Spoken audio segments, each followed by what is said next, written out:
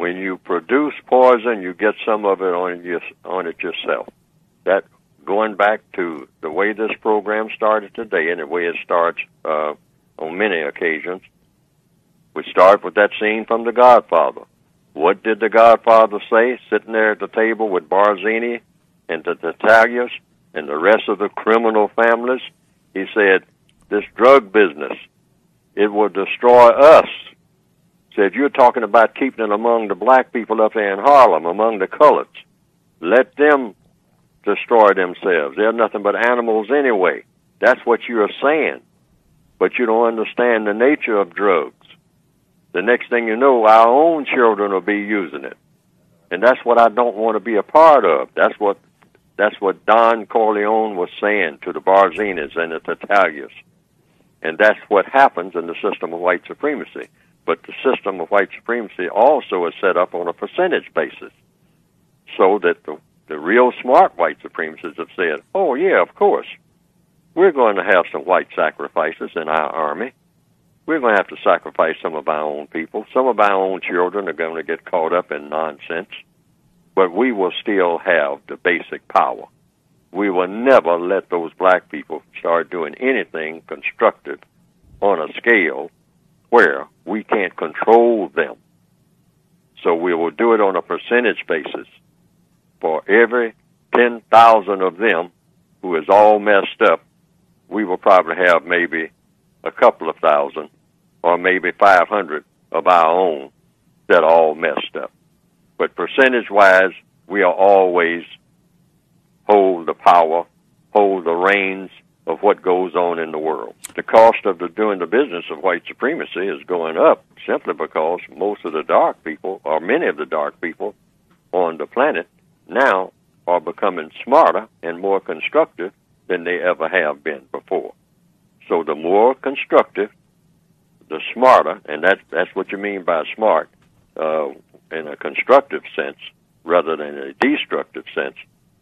Many people all over the world now, when you look at the dark-skinned people of the world, the non-white people, many of them are beginning to think about doing something, breaking away from their old habits and doing something constructive and thinking constructively, trying to learn how to do things that will have a constructive result.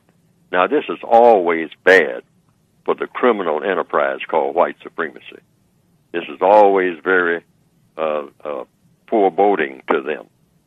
But they have got to modify what they do because they are being forced to.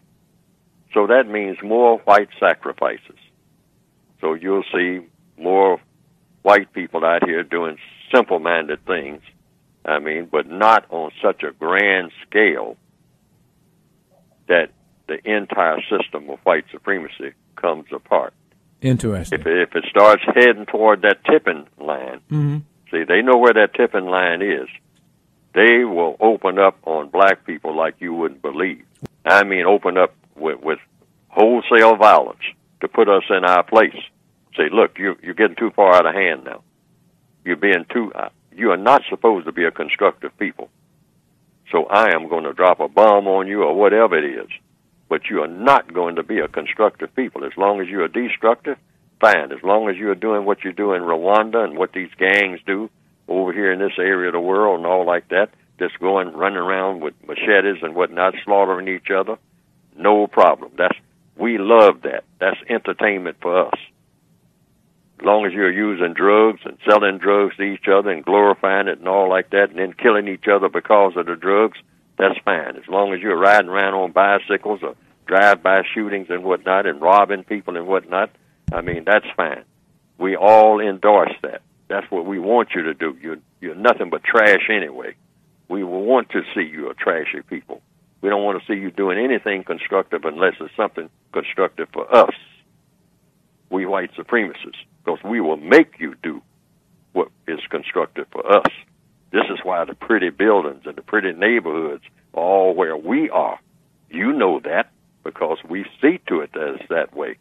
But wherever you are, we want you to just tear it up, break it up, put graffiti all over the place, write graffiti even on yourselves in the form of what they call tattoos.